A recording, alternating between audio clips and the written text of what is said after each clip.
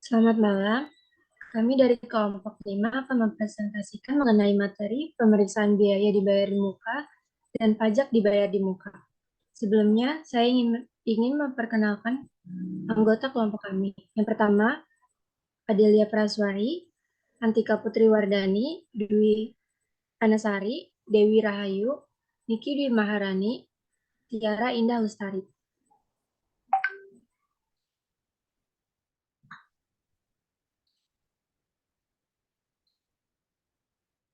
Yang pertama ada definisi biaya dibayar di muka dan pajak dibayar di muka. Biaya dibayar di muka dimaksudkan sebagai biaya yang telah terjadi yang akan digunakan untuk aktivitas perusahaan yang akan datang. Bagian dari biaya dibayar di muka yang akan diberikan manfaat untuk beberapa periode kegiatan diklasifikasikan sebagai akibat tidak lancar. Sedangkan pajak dibayar di muka adalah pajak yang harus dibayar oleh perusahaan setiap bulan atau dipotong oleh pihak ketiga dan akan diperhitungkan sebagai kredit pajak di akhir tahun untuk pajak penghasilan atau di akhir bulan untuk PPN.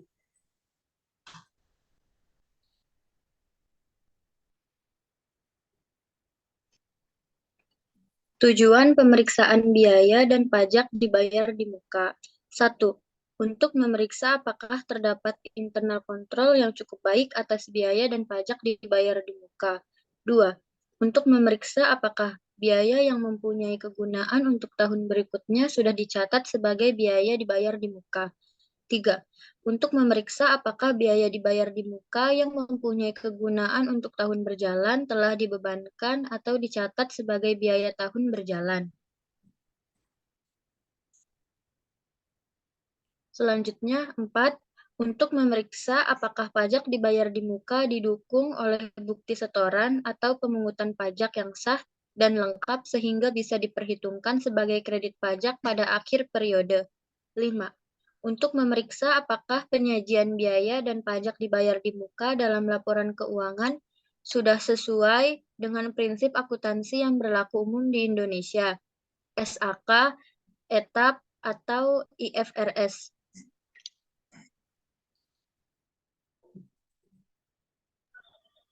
Prosedur pemeriksaan biaya dibayar di muka dan pajak dibayar di muka.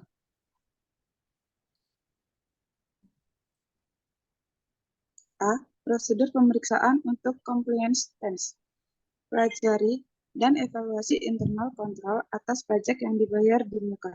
Dalam hal ini, internal kontrol questionnaires yang dipergunakan tercakup dalam internal kontrol questionnaires atas pengeluaran kas dan bank. Lakukan tes transaksi atau compliance test atas biaya dan pajak dibayar di muka yang digunakan sebagai sampel biasanya adalah bukti pengeluaran kas dan bank, dan sampel cukup dipilih secara random. Kedua, tarik kesimpulan mengenai internal kontrol atas biaya dan pajak dibayar di muka. Jika dari tes transaksi auditor tidak menemukan sesuatu kesalahan, maka auditor bisa menyimpulkan bahwa internal kontrol atas pajak dibayar di muka berjalan efektif. Karena itu, substantif tes atas perkiraan pajak dibayar di muka bisa dipersempit. Yang B. Prosedur pemeriksaan substantif sewa dibayar di muka atau prepaid rent. 1. Minta rincian schedule prepaid rent per tanggal neraca. 2. Cek ketelitian perhitungan matematik atau mathematical accuracy. 3. Cocokkan saldo prepaid rent per tanggal neraca dengan saldo buku besar atau general ledger prepaid rent. 4. Cocokkan saldo awal prepaid rent dengan kertas kerja pemeriksaan tahun lalu. 5. Lakukan vouching untuk pembayaran prepaid rent di tahun berjalan dan pemeriksaan lease agreement jika sudah dilakukan di compliance test, refer ke kertas kerja compliance test. 6. Cocokkan total yang dibebankan sebagai biaya sewa ke buku besar biaya sewa. 7. Dalam hal ada biaya sewa yang langsung dibebankan ke perkiraan biaya sewa tanpa melalui prepaid rent, jumlah biaya sewa di buku besar akan terlihat lebih besar. 8. Buat Usulan audit adjustment yang diperlukan.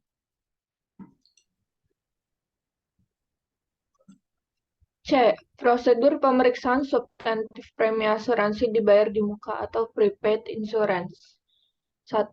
Minta rincian prepaid insurance per tanggal neraca. 2. Cek mathematical accuracy. 3. Cocokkan saldo prepaid insurance per tanggal neraca dengan saldo buku besar atau general ledger prepaid insurance. Yang keempat, cocokkan saldo awal prepaid insurance dengan kertas kerja pemeriksaan tahun lalu. Yang kelima, lakukan vouching untuk pembayaran premi asuransi di tahun berjalan. Perhatikan apakah ada diskon untuk pembayaran tersebut. Yang keenam, periksa polis asuransi dan cocokkan data dalam polis asuransi dengan rincian prepaid insurance. Yang ketujuh, tie up total yang dibebankan sebagai biaya asuransi ke buku besar biaya asuransi. Yang kedelapan, periksa apakah nilai pertanggungan atau insurance coverage cukup atau tidak dalam arti tidak terlalu besar dan tidak terlalu kecil. Yang kesembilan, perhatikan apakah di dalam polis asuransi tersebut terdapat banker clause. Maksudnya adalah, apakah dalam polis asuransi tersebut ada salah satu pasal yang menyebutkan bahwa jika terjadi klaim karena yang diasuransikan terbakar atau hilang, maka ganti rugi harus dibayarkan kepada bank. Yang 10, buat usulan audit adjustment jika diperlukan.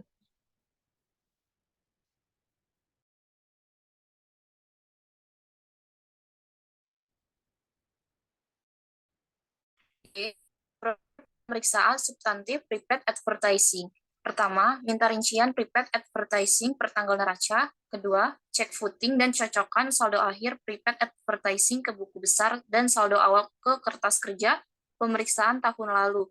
Yang ketiga, periksa bukti pembayaran dan surat perjanjian untuk iklan di TV, radio, dan billboard, dan bukti pembelian untuk barang-barang souvenir.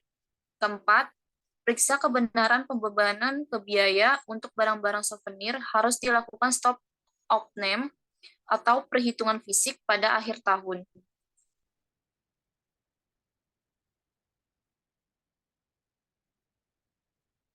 E. Prosedur pemeriksaan substantif prepaid tax.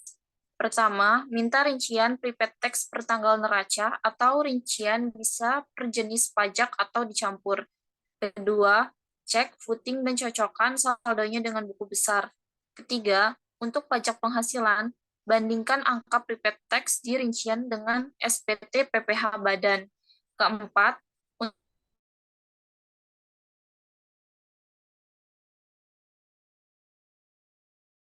atau SPM. Di dalam top schedule, biasanya si auditor harus mencantumkan kesimpulan dari hasil pemeriksaan atas perkiraan tersebut.